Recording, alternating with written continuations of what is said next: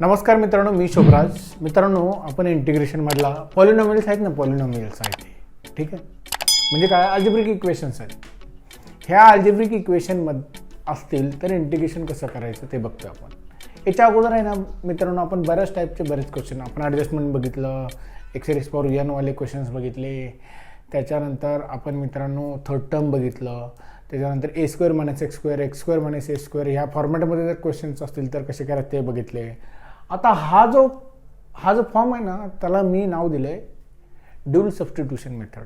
काय म्हणतो आपण त्याला? Dual substitution. आता कसं बघा, जर क्वेश्चनमध्ये रूट आला कंपल्सरी तर आहे ना मित्रांनो त्याला टी मानायचा. काय म्हणायचं? टी. टी इक्वल टू काय घेतला रे? X plus one. मग डेरिव्हेटिव्ह ऑफ टी काय ना, d t by d x equal derivative of x with respect to x काय आला 1 आणि 1च्या काय आला 0. म्हणजे डी टी इक्वल टू किती आला मित्रांनो? D x. बघा, ज्या वेळेला सबस्टिट्यूशन करतो ना, व्हेरिएबल चेंज करतो आपण, म्हणजे इथं एक्स जे व्हेरिएबल होते ते चेंज होणार. काय होणार? आता जिथे एक्स आहे बघा, टी इक्वल टू काय घेतला तुम्ही? X plus one. त्याच पद्धतीनं एक्स इक्वल टू पण घ्यायचं मित्रांनो, कारण इथे एक्स पण आहे ना. म्हणजे एक्स इक्वल टू काय होणार आहे? T minus one. X equal to काय होणार आहे? T minus one.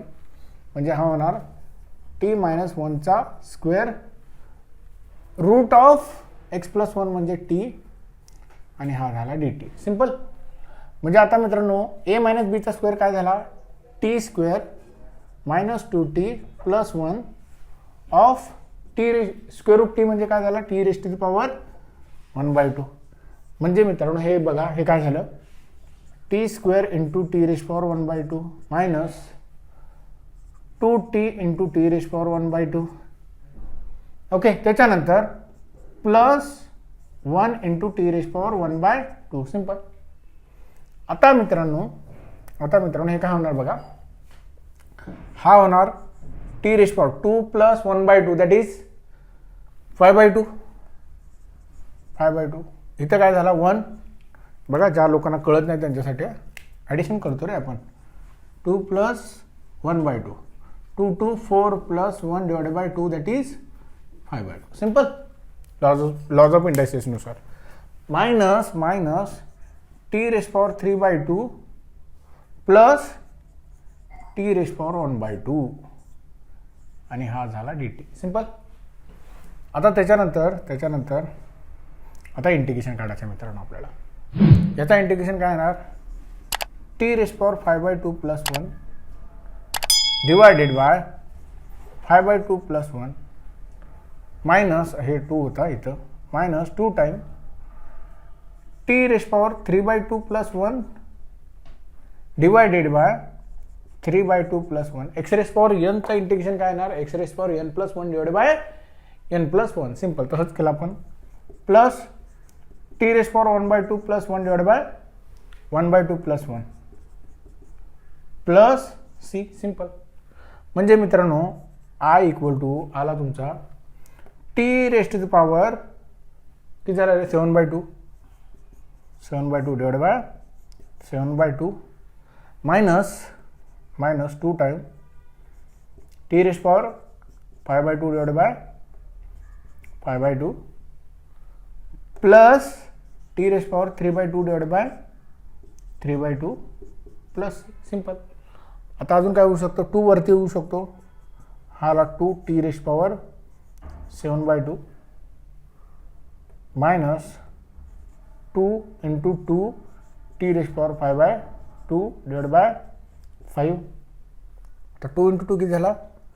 4 झाला. 4 किंवा लिहा पुढच्या स्टेपमध्ये लिहू आपण 2 into 2. Okay. Plus T raise power म्हणजे 2 time T raise power 3/2 divided by 3 plus C. आता टीची व्हॅल्यू टाकायची. टी इक्वल टू काय घेतला? X plus 1. म्हणजे फायनल आन्सर काय आहे मित्रांनो तुमचं? I equal to 2 time X plus 1 raise to the power 7/2 minus 4 time X plus 1 raise to the power 5/2 divided by हा 5 डिवायडेड बाय 5 आला. ओके. प्लस 2/3 काय? 2/3. टी म्हणजे किती आहे? X plus 1 raise to the power 3/2 plus C, हे झालं तुमचं final answer. इथे लक्षात मित्रांनो, याला काय म्हणतो आपण ड्युअल सबस्टिट्यूशन. म्हणजे बघा सबस्टिट्यूशन दोन घेतोय, T equal to X plus one पण घेतो आणि X equal to T minus one पण. सेम ह्या क्वेश्चनमध्ये तसंच करायचं आहे मित्रांनो. टी इक्वल टू काय घ्यायचं आहे एक्स प्लस वन. आता तुम्ही म्हणाल सर हेच का घ्यायचं, कारण आहे ना रूटमधलं सबस्टिट्यूशन पहिल्यांदा घ्यायचं टी इक्वल टू. ओके, आणि एक्स इक्वल टू काय झाला मग T minus one. Okay, T minus one simple. आता व्हॅल्यू टाका.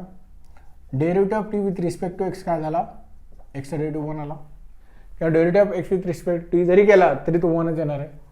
म्हणजे डी टी इक्वल टू काय झाला तुमचा, D T equal to D X simple. सिंपल. याला पण बॉक्स केला. आता ज्या ज्या व्हॅल्यू आलेल्या आहेत त्या टाकायच्या. एक्स स्क्वेअर म्हणजे काय आला, एक्स स्क्वेअर म्हणजे आला टी मायनस वनचा स्क्वेअर. आणि एक्स प्लस वन म्हणजे काय आला, तो आला रूट ऑफ टी.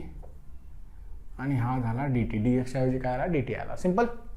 सो आता हे काय झालं मित्रांनो, इंटिग्रेशन ऑफ ए मायनस बीचा स्क्वेअर काय झाला, ए स्क्वेअर मायनस 2ab प्लस 1 आणि hole divided by T raise power 1/2 आला. सिंपल. म्हणजे लॉज ऑफ इंडायसेसनुसार ए रेश पॉवर एम डिवायडेड बाय ए रेश पॉवर एन असं असेल तर आपण काय करतो रे, ए रेश पॉवर एम मायनस एन करतो. सिंपल. सो गाईज हा झाला टी चा square minus 1/2 minus 2 T raise power 1 minus 1/2 plus हा 1/1 असं 1 टी रेश पॉवर 1/2 जसाल तसं ठेवू का, ते मी तुम्हाला नेक्स्ट स्टेपमध्ये सांगतो.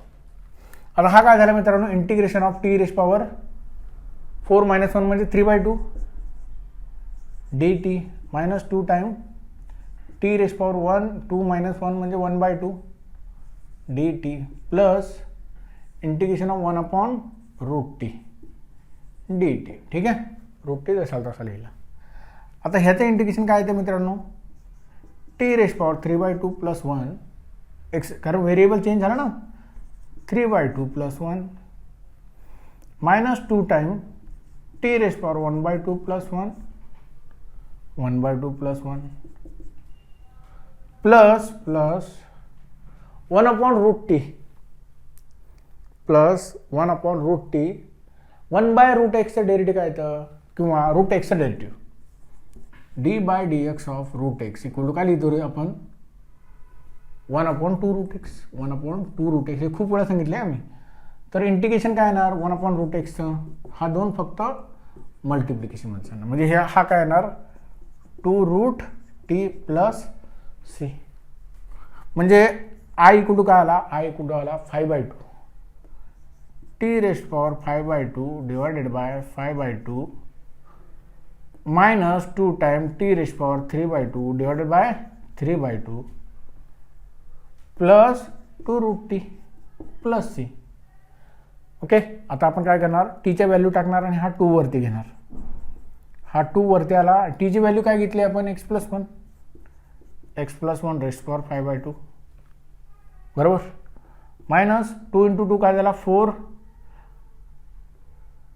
आणि हा divide by 5 4 T raise power म्हणजे काय x plus 1 raise to power 3/2 आणि whole divide by 3 plus 2√x plus 1 plus C. हे झालं मित्रांनो तुमचं फायनल आन्सर. सिंपल. कळालं तुम्हाला. आता ह्या क्वेश्चन बघणार आहे आपण, बघा नीट लक्ष द्या. ह्या क्वेश्चनमध्ये परत स्क्वेअर रूटमध्ये काय आलं ते बघायचं. स्क्वेअर रूटमध्ये काय आलं x - 1 म्हणजे टी इक्वल टू काय घेतला तुम्ही x - 1. सिंपल. म्हणजे x इक्वल टू काय झाला, x इक्वल टू झाला हा 1 तिकडे गेला काय झाला t प्लस 1.